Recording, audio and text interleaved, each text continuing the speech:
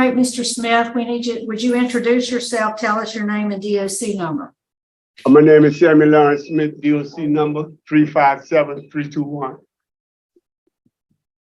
All right, Mr. Smith, and we have, let's see, there with you, you have two of your sisters, Miss Diane and Miss Linda, and your brother Wesley. Wesley will be speaking on your behalf. We'll ask him to do so at the appropriate time. We also have joining us by Zoom, Miss Newman, representing one of the victims.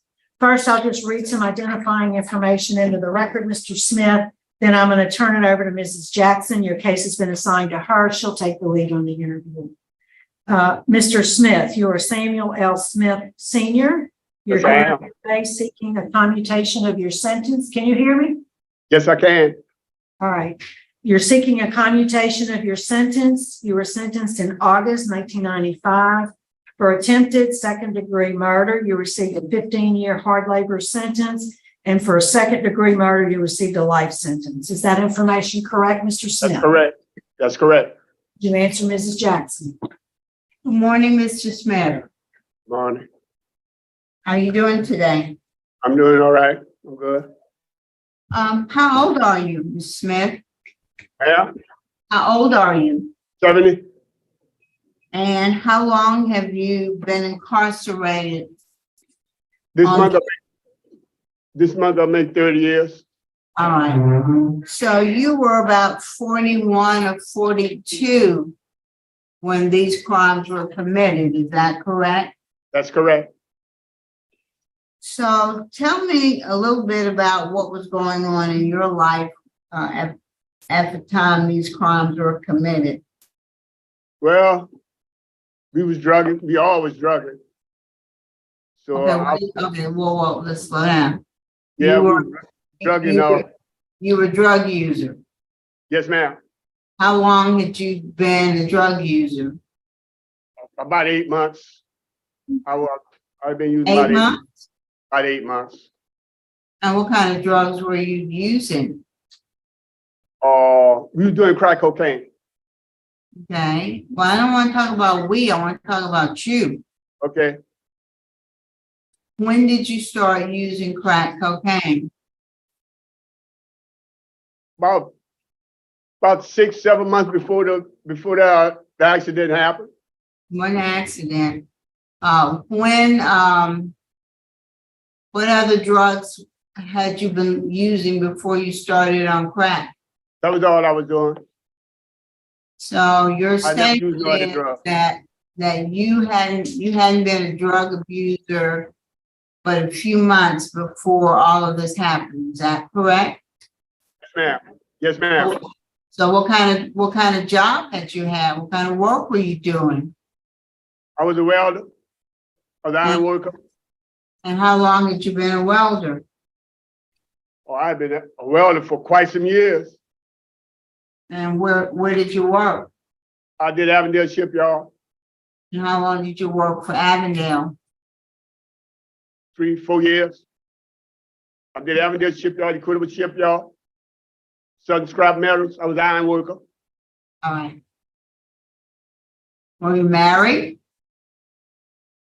I think me and my wife was separated. We were separated at the time. How long had you been married? 7, 8 years. Did you have any children? No, ma'am. All my So, children was by my first wife. so how did someone who had a trade in welding, who was working regularly, how did you end up getting started on crack cocaine? My friends was doing it, so they used to come over by the house after me and my wife had separated, so that's how I started. But you were a 40-something-year-old man. It wasn't like you were a teenager or somebody in your early 20s. So why were your friends able to influence you into using crack cocaine? Not so much as my friends. I had younger brothers. My younger brothers and them was doing it. You said your friend, that's why I said friend. Well, let's do two incidents, Mr. Smith. Let's talk about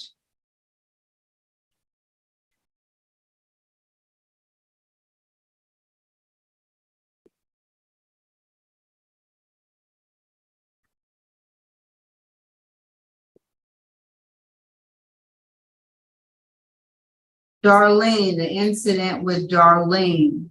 Tell us what happened. Me and her was doing crack cocaine. She, you talking about when I broke her arm, the one with the arm broke. Mr. Reagan, you are serving time for, probably served that sentence, but you were sentenced for attempted murder of Miss Darlene. No, okay, that was when I broke her arm. Because after they gave me the life sentence. No, I don't care about the timing. I'm asking you what happened in the incident with Darlene. Oh, me and her was fighting over the cocaine. She had the cocaine in her hand, and I twisted her arm and broke her arm. Did you rape her? No, I did not. Okay. Did you put a pillow and sheets around her head and smother her until she passed out? No, that's two different people we talking about. The other lady is similar, but Miss Berger indicated that she was at your residence in the Magnolia Housing Project. When they began to fight, Mr. Smith grabbed her by her arm, broke it, then placed a pillow and sheets around her head and smothered her until she passed out. Mr. Smith then raped her. She suffered a fractured elbow, and she didn't report the incident to the police until about 2 weeks later when Miss Newman turned up dead. So let's talk about how Miss Newman turned up dead. Okay. Me and her was doing the same thing. We was in there drugging. I usually, when we drug, sometimes I say, well, look, I'm going to get some more. They would say, oh, well, look, I'm coming with you. I said, no, you ain't coming with me. Mr. Reagan, what happened to Miss Newman? How did she get killed? I tied her up and left her in the apartment. She didn't die from being left in the apartment tied up. How did she die? I think she died from, I think they say suffocation. Well, you were there. I don't want to hear what they said. I'm asking you what happened. I left her tied up, gagged in the apartment. Why did you tie her up? Because that's what I usually do. I hadn't tied her up before. What do you mean that's what you usually do? I tied her up before when we be drugging. Why? My question is, why would you tie her up ever? So she wouldn't come with me. Mr. Reagan, seriously. I'm sorry, Mr. Smith, seriously. Now, come on. Okay. You know, you can tell us all you want. And this was your opportunity to be honest. I am. Well, no, you're not. Yes, ma'am. Okay, she, her body was discovered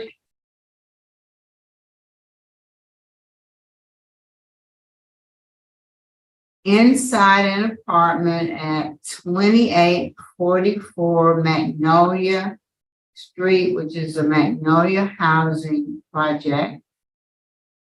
That where you live? Yes, ma'am. The body was found naked from the waist down. Her right hand and left foot were bound with neckties, and she died as a result of being smothered. The coroner also determined that the victim had been raped. They found bloody towels, porn, and women's clothing in your apartment.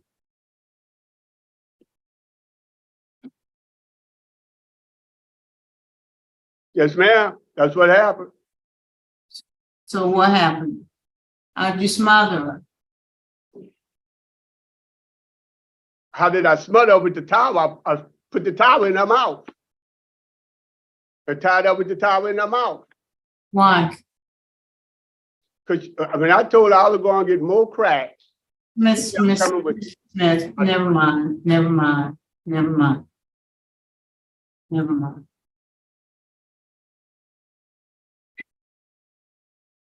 You haven't had very many programs at all, Mr. Smith. Why is that?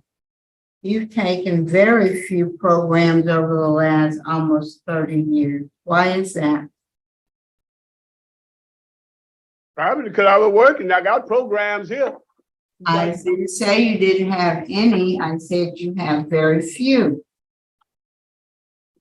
Because most of it I like to work. I was a hard worker.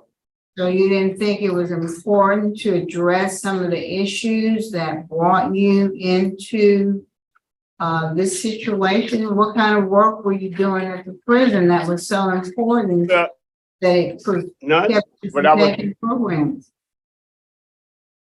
It wouldn't no work that important. But I did Mhm. anger management. I did all the management and stuff I could.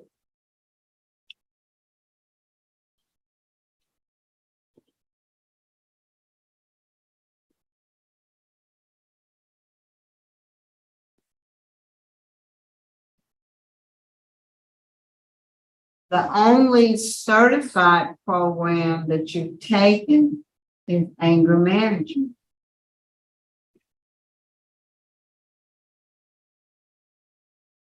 You haven't taken thinking for change. You haven't taken any substance abuse programs.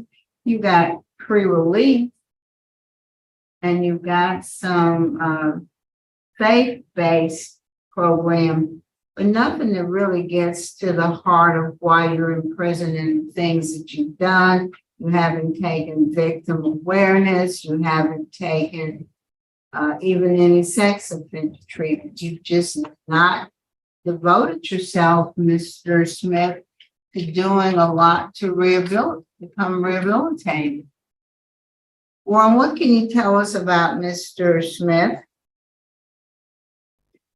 I can tell you that, he only had 18 DV reports, his last one being on, March 23rd, 2004, which was an aggravated work offense.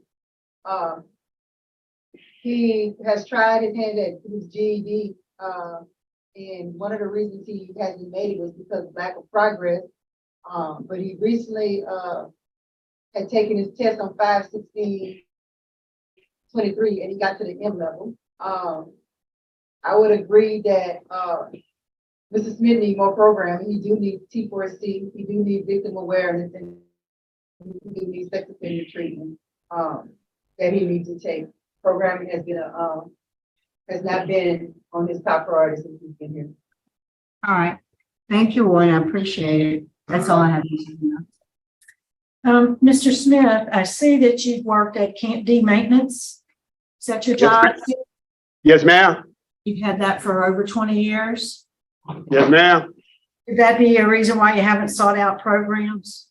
Because- Probably is working. You Yes, know, ma'am. I think that's pretty critical. Based on the conversation that I've listened to today, I think it's very critical that you do take advantage of program opportunities. You don't seem to have a good grasp on what the impact of your crime is to your victims and their families. You know, you kind of make light of it, which is a little concerning to me. So I don't have any particular questions. That was just my statement. Your brother has indicated he'd like to speak. We'd like to hear from Mr. Wesley. Right here. Let me see. Thank you. Say How you again. doing, panel? My name is Wesley Sinclair. I am Samuel's brother. We need you to speak up, sir, so we can hear you. I can hear you. Hi, my name is Wesley Sincor, and I'm Samuel's brother.